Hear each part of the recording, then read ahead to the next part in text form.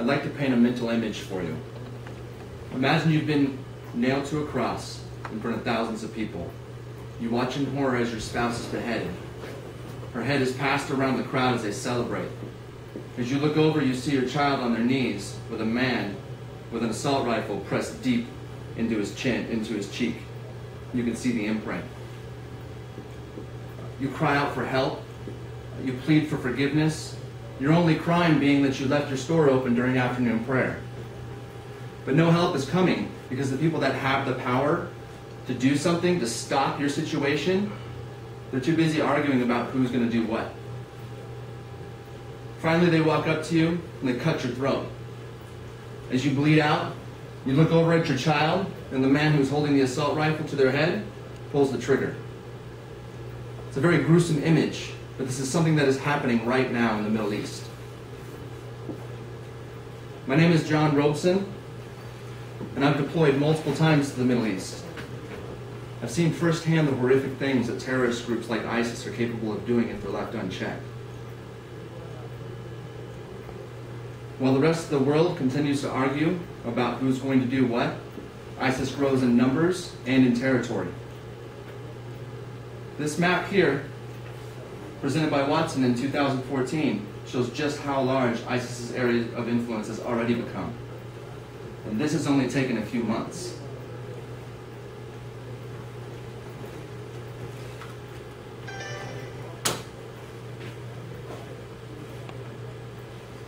In my speech, I will explain the history and idealisms of ISIS, the events that have led to the current situation at hand, and what military action has already been taken to try to stop it. Finally, I'll conclude by asking that you support the need to answer ISIS's horrific actions through an increase in military action. The situation currently developing in Syria and Iraq is not receiving the attention that it should. As a result, the response to stop it has been minimal. By the end of my speech, you should be able to understand the situation, allowing you to better form your own opinion.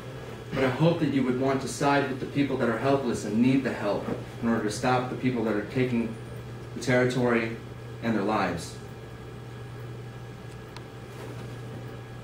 To begin, I want to provide you with some background information on ISIS's origins and their idealisms.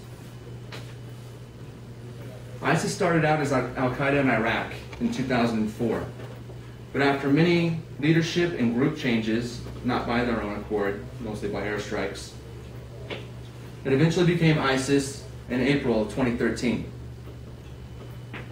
In an article on CNN in 2014, it outlines in detail the history behind ISIS. The URL for this website will be provided to you in the handout that I'm going to give you at the conclusion of my speech. As stated in a separate article from CNN in 2014, ISIS's leader, Abu Bakr al-Baghdadi, has declared authority over the world's estimated 1.5 billion Muslims. Al-Baghdadi also believes it is his duty to create an Islamic state starting in the Middle East that will eventually encompass the world. With ISIS's history and idealisms in mind, I would now like to explain the events that have led up to today's current events. On June 9th, 2014, ISIS seized control of Mosul, Iraq, and since has continued to seize large areas of northern Iraq and southeastern Syria. The seizure of all this territory has displaced an estimated 1.2 million Iraqis. It has resulted in an unknown number of deaths and the recorded beheadings of 2 American journalists and 1 British aid worker. Right now, ISIS is focusing on recruiting Westerners into its ranks.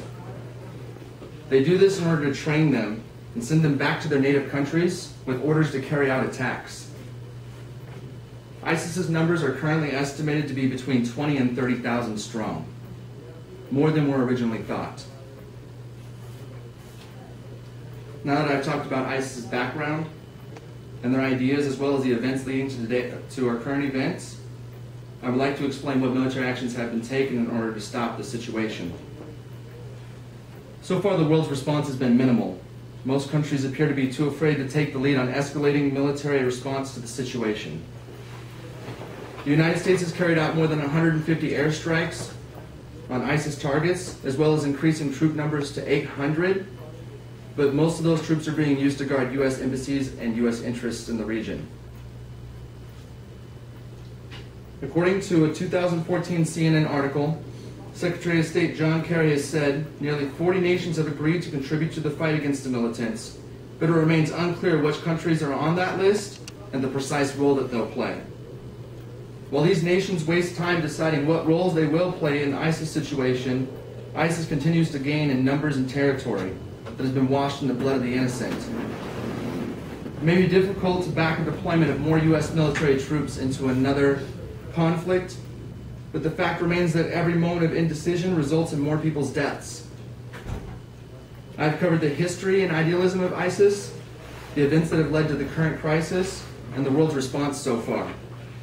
ISIS's idealisms demonstrate that this current situation has serious implications not only for the Middle East, but for the entire world. The situation in Iraq and Syria is more complex than I could explain in 4 hours, let alone the time allotted to me for this presentation. But I hope that what I've given you as information will move you to support the need to increase military response to this situation. In conclusion, remember the situation I had you imagine at the beginning of this presentation. This is very real and going on right now. We have the power to stop this before it gets worse, or even worse than that, before it comes to our home soil. I ask that you support the stopping of this by contacting your state senator and drawing their attention to this. Thank you.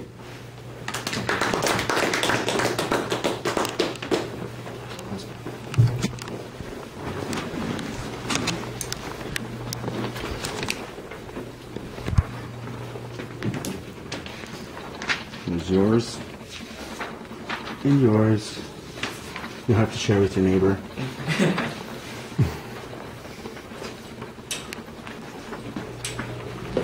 Here, you can have one too. Here's one for you. It's propaganda. I want one.